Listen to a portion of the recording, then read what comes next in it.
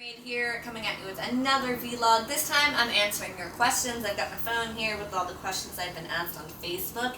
If you'd like to shoot me some questions, you can send it to Raina the Halifax Mermaid on Facebook, or our YouTube here, or Raina at rainamermaid.com. Some things just don't require an entire vlog, so I'm just going to give you a couple of answers. So Amanda H wants to know basically how I go about organizing my mermaid gear and keeping track of our inventory, and if I have any kind of solution to losing stuff or misplacing it. And I don't. I'm very unorganized. We live in an apartment building. It's really hard to keep the mermaid gear organized because we are constantly coming and going doing gigs. So as soon as I get it cleaned up and sort of into a system, it doesn't matter because I have to take it again. So we're just cleaning the apartment. As you can see behind me here, I've got all our mermaid tails on a couch. They have their own couch. I have some of the FinFun ones holding up on guitar holders. I have mermaid tops hanging off of hooks by our door. I've got a bin full of the rest of our FinFun tails. I've got scuba gear behind our chair along with our signage. I've got our camera gear right next to our chair.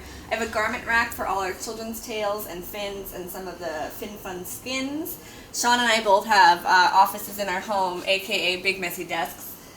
He works in his stuff, I work on mine. 3 monitors because that's how much you need when you're being a busy mermaid. All my environmental educational stuff. All my resources, all my tail repair stuff. I have a table here which is covered right now with gifts for little Miss K, which we'll give you an update on her when we can, but inside this table, full of arts and crafts stuff, I have a very messy desk and a couple of our achievements up on the wall, not very much. But as you can see, you know, apartment living, I think ideally at some point in our lives it would be really nice if we had a studio space. Or if Sean and I get to the point where we own a home, I would turn a garage into a mermaid studio and have all of our stuff in there. So the other questions I'm being asked are about monofins and the weight of tails. So April Bailey wants to know about dealing with the weight. Tia Michelle wants to know about the different monofins. Emily B wants to know about the different monofins. So I can't take the monofins out of these tails because they're silicone. So just let me sort of give you an idea, okay? So this is my Franken tail made by Raven. It's made of recycled pieces of mold pools that didn't quite work. Other customers might not like them or complain, but I was like, me, I'll take it. I don't care. So anyway, it is recycled pieces of silicone in neoprene. It weighs less than 10 pounds. It has a wave monofin inside of it, and it is light as anything. So when I swim in this, I find it pretty buoyant. Not too bad, but definitely buoyant. And our cat is jumping around chasing flies right now. He has his own Facebook page, Charlie Catfish, if you want to look it up. Yeah, so this tail, the nice thing about the fluke, oh Charlie. The nice thing about the fluke with this one is it's a good mix between floppy and stiff. So it's stiff enough that you can hold it up for pictures and it will mostly stay up on its own. It's floppy enough that when you're swimming, you're getting this nice motion. Whereas with my Rapidash and our blue tail here, we have a competitor monofin. So competitor monofin is going to make your tail a bit heavier because a lot of silicone has to cover the competitor monofin. And depending on the thickness of your tail, that'll also make it heavier. So the competitor monofin is my favorite, but it's also big and giant and obnoxious and hard to travel with. And it's not very flexible. It does have some flexibility to it, but I find that it's really good for ocean swimming and aquarium swimming. You feel a lot safer using this one. It's actually made to be used in the ocean. So for freedivers and stuff like that, it's also one of the most expensive monofins on the market. And I mean, it's heavy, like I can lift it, but I wouldn't want to carry it around all day. But the heavier I find the silicone is on land, the more buoyant it is in the water. So we've got that. And we've got our little one here. My new tail I had made has a foil monofin in it. I love it because I can fold my monofin for packing. Just like this, my fin, sorry, I can fold my fin, not the monofin. I get a nice floppy, realistic look. The downside is it's very heavy because only a little portion of that is actually monofin. The rest is silicone.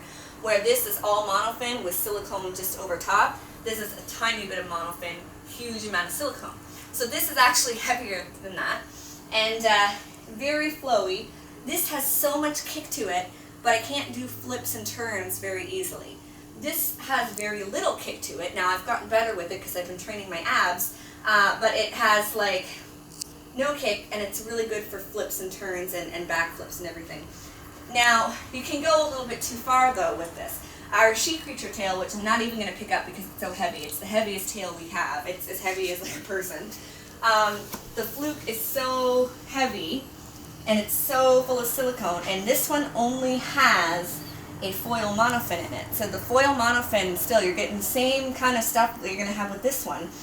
And so there's not a lot of kick with it, and the bigger the fluke with extra silicone and no support, the more drag I find. So this one's actually almost dangerous to swim in. Like, we can only use it in certain situations because it's just very tricky and difficult.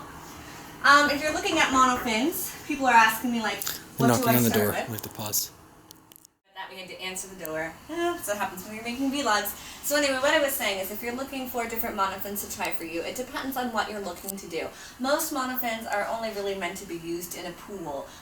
You can kind of use some in lakes and oceans if you're really experienced, but I wouldn't really recommend it. If you're looking for an ocean swim, then you should be looking for an ocean monofin because they're made for that purpose and they're safer and easier to use, I find. The foil is a good one, the trainer, the wave, the rapid, they're all really good for beginning. And the competitor is awesome. It has a learning curve if it's your first monofin, but it was my first monofin and I found it great. So really it just depends. The ones by FinFun are fine for pool swimming. I wouldn't use them in the ocean because they're just a piece of plastic with neoprene over them basically, so you don't have as much. The stiffer the monofin, the harder it's going to push you and the faster you're going to go and the less oxygen you're going to use. So it really just depends on your purpose. So for the rest of the questions, let me see. Tia would like to know what we think in regards to water safety, if we think that lower level instruction should now include the dolphin kick. And that's a great idea. There's a lot of mermaid schools out there, and we do mermaid workshops, and we're teaching the dolphin kick to children younger and younger. And I think that if pool programs adopted that and started teaching the dolphin kick at lower levels, kids are definitely capable of it. We have 3- and 4-year-olds doing it, so they're capable. And make it part of their swim test. Then I think in the long run, kids are going to be safer. So that's a really cool question, and never thought of it before. I don't think I have any influence over what happens, though. Other questions. Mariposa Mermaid would like to know what our plans are for the future. We're going to try and take over the world because we have Pinky coming to live with us. So in regards to our business, we have some hush-hush stuff going on that we're not going to talk about yet, but when it hits online, it'll be very exciting. We're just going to keep expanding, keep doing more bookings. We're trying to travel around more of Canada and the States. We may add someone else to our team. We're really enjoying the educational aspect of it, and also sort of doing corporate events. So just sort of expanding it that way. Mermaid Mutiny and I are writing a book together. We're going to keep working on the resources for other mermaids. We're hoping to have other mermaids come and visit us. We have Iona coming, so maybe next summer we'll have some other people. And I know if there's money for it, the girls and I would really like to go do the Hawaii mermaid experience. I have no idea how we'd make that work with 5 of us and all our significant others, but who knows, we'll make it work somehow. So yeah, but there's a lot of things coming up. We're just not ready to talk about them yet, so make sure you're following us on Facebook and you'll see some good stuff. Let me see, do we have any other questions? Okay, so the last question we have is, what is the best part about mermaiding?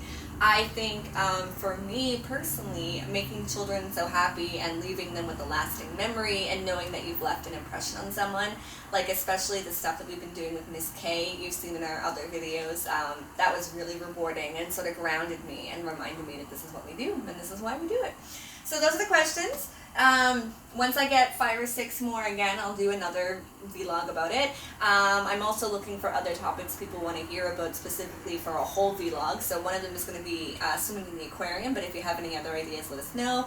MakeMeAMermaid.com. You'll find all of our resources, vlogs, tutorials, Tumblr stuff, everything we can give you.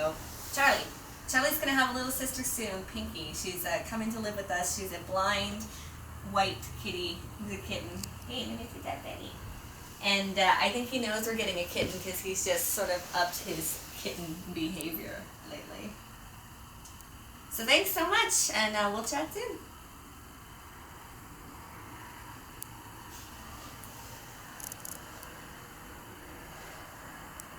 No, it's tasty.